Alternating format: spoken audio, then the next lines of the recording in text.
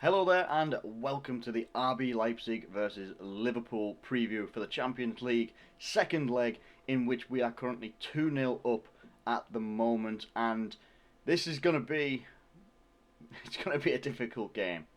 It is going to be a difficult game. It really will be. I'm not even entirely sure how I feel about it. We are recognised as the home team, but I don't think we're going to be playing at home. I think we're playing away still in this game as well. Like away, as in away from Anfield, because RB Leipzig couldn't play at home, so we can't play at home either.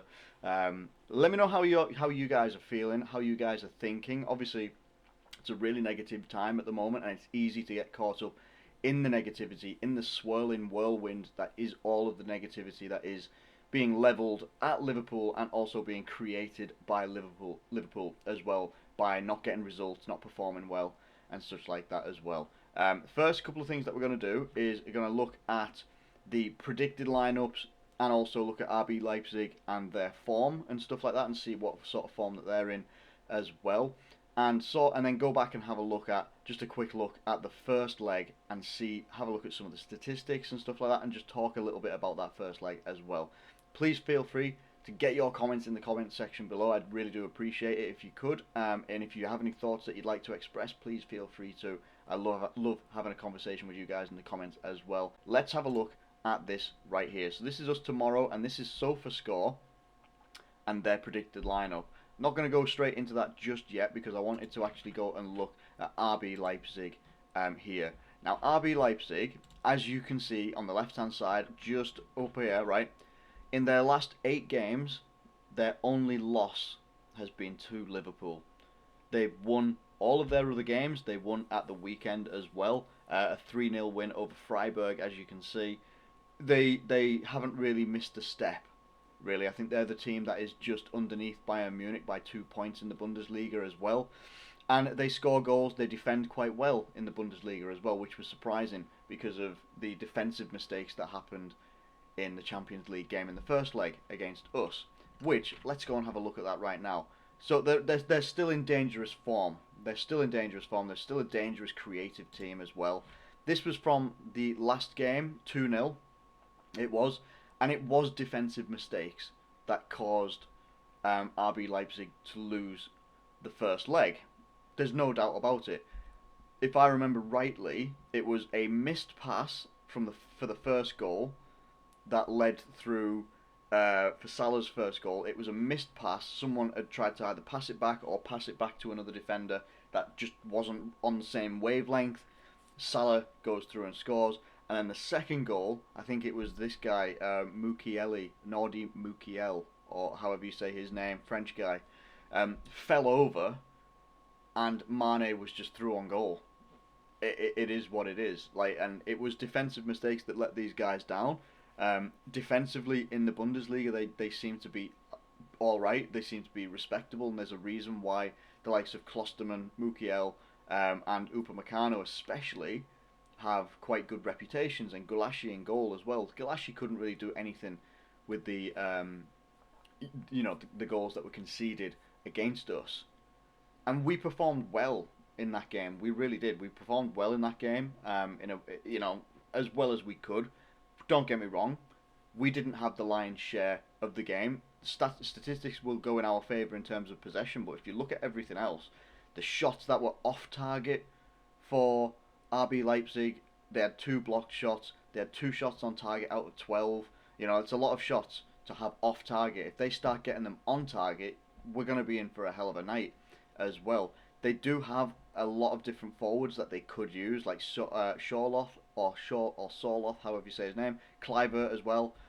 They have Poulsen and Hee-Chan Huang, who is a very rapid player as well. They've got options there, depending on how they decide to set up, because I think these 2 guys, Dani Olmo and Nkunku, aren't really recognised strikers from what I know, which isn't a great deal, let's be honest. But yeah, it was quite an even game overall. The fact that we had more shots on target than the opposition is something of a rarity these days, especially. Let's just agree on that one. But yeah, it's a very, I think we can't be too comfortable with the second leg coming up. We really can't be too comfortable at all. The second leg coming up, these guys are they're going to be wanting to stay in the Champions League and go a little bit further as well. They could actually come at us quicker, faster, like every single team that we face at the moment. And we saw it at the weekend against Fulham. Absolutely abysmal performance from us, but a great performance from Fulham. And that's Fulham, who are 18th or 17th in the league now. I can't exactly entirely remember. But they outperformed us by a great margin, in my opinion. We aren't in a good moment right now, tactically, where things aren't happening like they usually would for us, tactically. It's just not one of those things that things just aren't going our way, and it sucks. It's really crap. I think we've lost like 6 games in a row at home after having like a 63 or 64 game unbeaten streak, and then we lost at home to Burnley, and playing at home at Anfield has been absolutely abysmal. So maybe us playing our home leg, the fact that we've got a 2-goal away goal advantage in this game as well, and the fact that we're playing our home leg recognised in the Champions League away from Anfield might actually benefit us. It sounds sad to say, but there's something wrong with this team playing at Anfield, and there's just something wrong with this team in general. I think there's too much of we will just keep going. And I think I've said this in a previous video, and I'm not sure how well it was received, but it's something that I just believe in that we can't just keep going and saying we're going to work harder, we're going to keep working harder, and we're going to work harder. Everything about this Liverpool team has been about hard work. This team grinds. This Liverpool team isn't the best, like, free-flowing football team. It really isn't. Even when we won the title last year, we probably weren't the best footballing team. Like, if you talk in terms of pure, like, intricate passes and attacking movement and stuff, we were very efficient in how we did things last year. This year, that is lacking for sure. But you look at even looking at Fulham, like at the weekend, like, playing against us, they played better football, just up and down the pitch. They just played better than us. Their passing moves were better. Their attacking moves were better. The movement of their players as a whole unit was just better.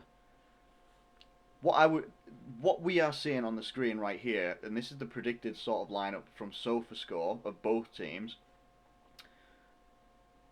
There's no way I would ever put Diogo Jota on right wing when Salah would be playing.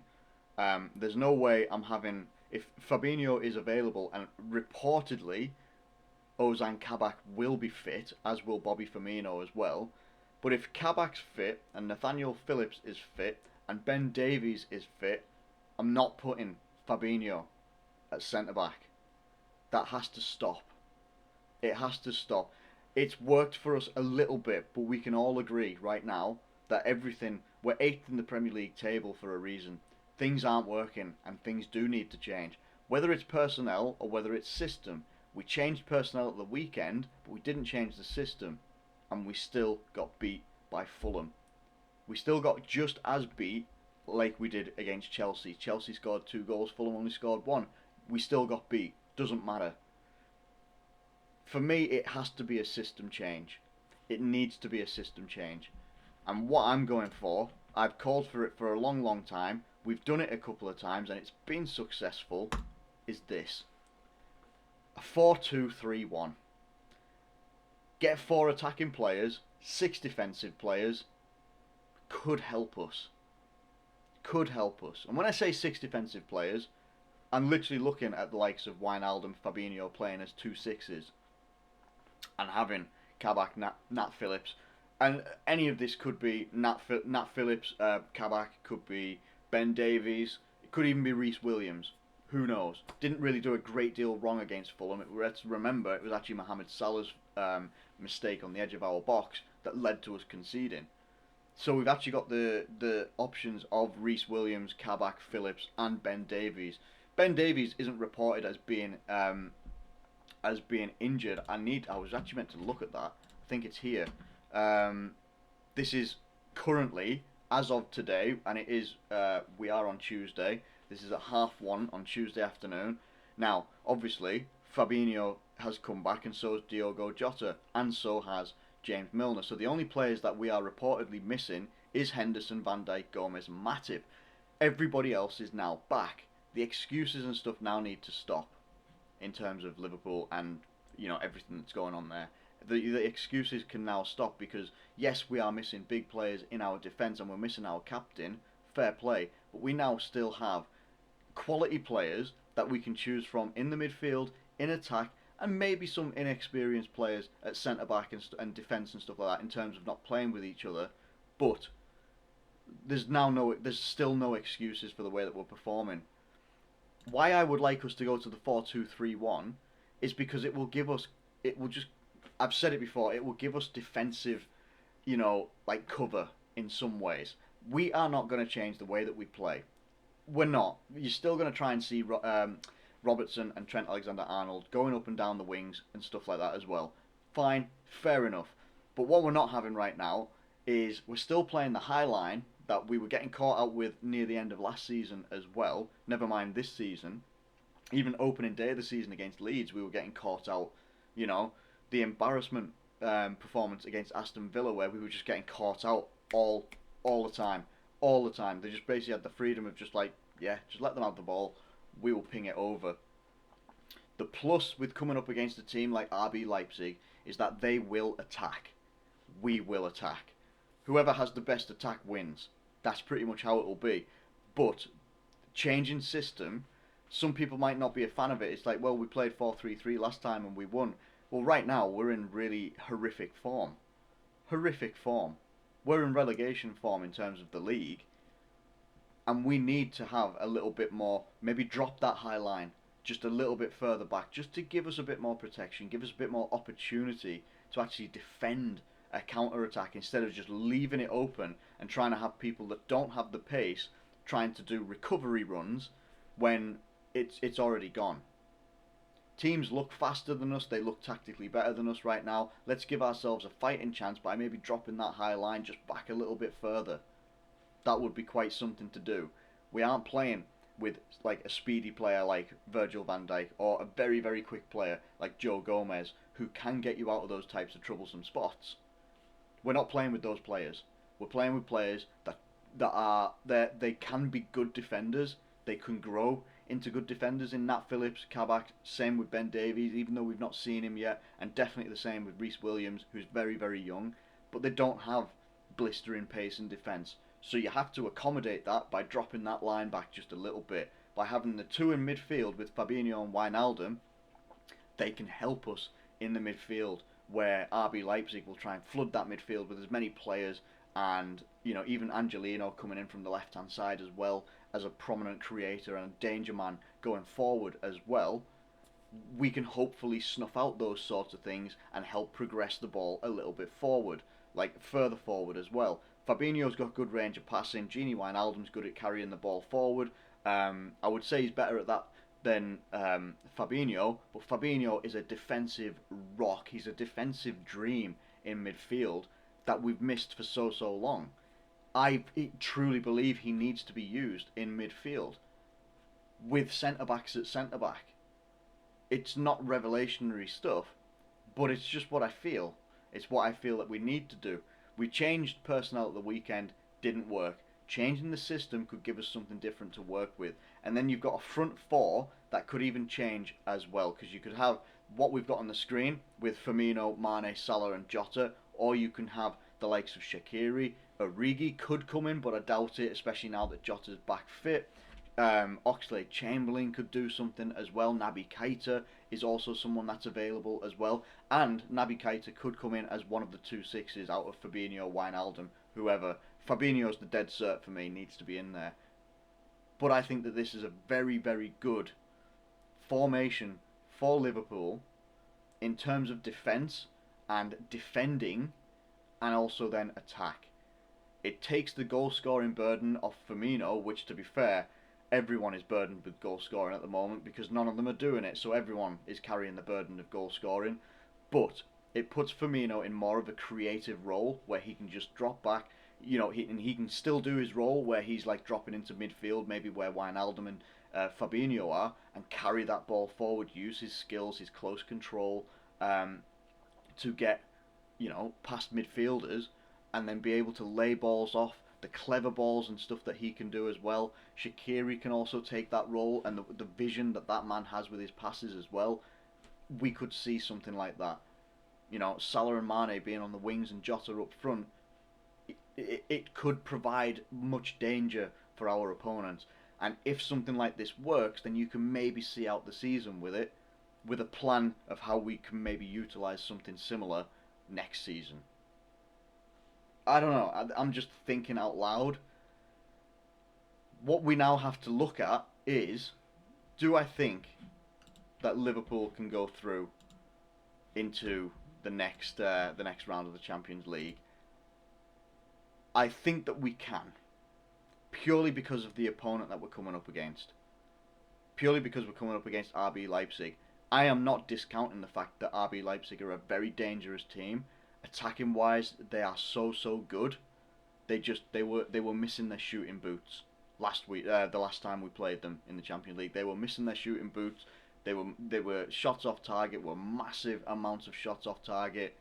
If they start, with players like with actual strikers and stuff like that up front and whatever, if they start with that sort of thing, we could be in trouble. And if they start flowing and we're not playing well, or we play a 4-3-3 and it's not, we're not getting the defensive cover and such like that, then we could be in for being knocked out.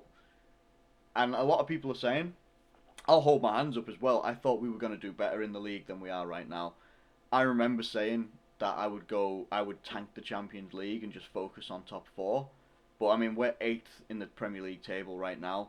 We are further away from the top four than we've been in a long time, maybe 3 seasons.